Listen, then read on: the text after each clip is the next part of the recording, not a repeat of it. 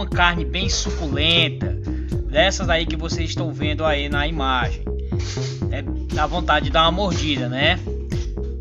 Então nós vamos falar hoje sobre as proteínas. Esta molécula que é pedida para você consumir quando você começa a fazer academia. Então quando você começa a fazer academia, essa é a molécula que é pedida para você consumir em maior quantidade. Mas afinal de contas, o que são proteínas? Proteínas é um composto orgânico mais abundante no planeta, ou seja, a maioria das coisas que vemos são formadas por proteínas. Então vamos lá para a gente ver como é formada essa proteína. Essa proteína são formadas por isto mesmo, aminoácidos. Agora complicou. E o que são aminoácidos? Aminoácidos são formados por o grupamento amina e pelo grupamento carboxila, ou seja, uma molécula formada por esses dois grupamentos. E esses dois grupamentos, que a carboxila é chamada de ácido, certo? Ela vai formar então o que nós chamamos de aminoácidos, certo? Que é essa moléculazinha que vai ter o grupamento amina mais o grupamento carboxila, formando então o famoso aminoácido. O aminoácido, eles vão se juntar. Então eu tenho aí dois aminoácidos. Esse aminoácido, ele vai primeiro, eles vão pegar uma parte da molécula do grupamento carboxila com outra parte do grupamento amina, e ele vai acontecer uma desidratação, perdendo então água. E o nome disso se dá ligação entre aminoácidos, chamada de ligação peptídica. Resumindo, ligação peptídica é a ligação entre dois aminoácidos.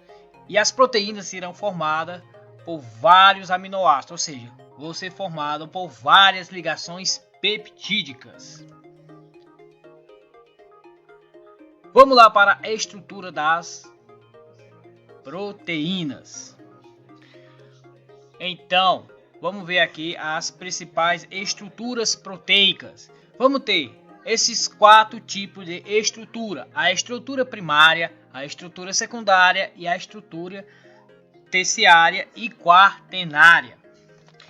A estrutura primária ela vai ser formada somente com aminoácidos e outras substâncias, como por exemplo, vamos ter dois tipos: a alfa-hélice, formado principalmente por aminoácidos, e a beta-pregueada, certo? Que vai ser formado por elementos que não são aminoácidos, como por exemplo o enxofre, formando o que nós chamamos de pontes de sulfetos.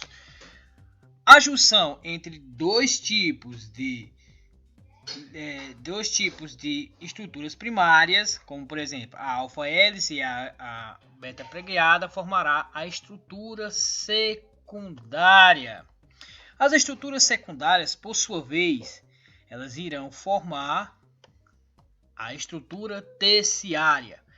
E a estrutura terciária irá formar a estrutura quaternária. Eu vou dar um exemplo aqui para vocês de uma estrutura quaternária, como por exemplo o radical Heme.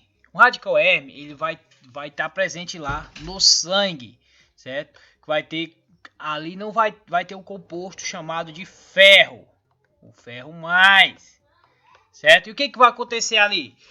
O ferro ele tem uma afinidade com o oxigênio, então a função do radical Heme é capturar o oxigênio, ok? Lá na sua corrente sanguínea. Vamos lá para a desnaturação da proteína. Desnaturar significa perca da função. Quando se trata em proteína, quando eu digo que é desnaturar, estou dizendo que ela vai perder a função.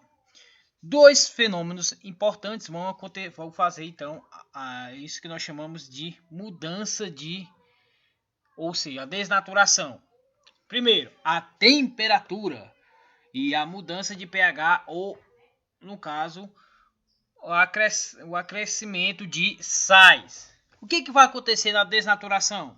Vai acontecer a quebra das ligações fracas e, consequentemente, ela muda a estrutura. Podemos ter dois tipos de desnaturação. A desnaturação reversível, que é aquela que quando volta ao ambiente normal, ela volta a funcionar, volta à sua funcionalidade. Ou, no caso, vamos ter também a irreversível. Certo? Vou dar um exemplo de uma desnaturação irreversível, como por exemplo, quando você pega um ovo e você cozinha o ovo. Quando ela voltar para a temperatura normal, esse ovo não vai voltar mais a ser como ele era antes, certo? Então, sobre proteínas, essa primeira parte. A segunda parte é falar sobre enzimas, que aí nós vamos ver sobre a questão da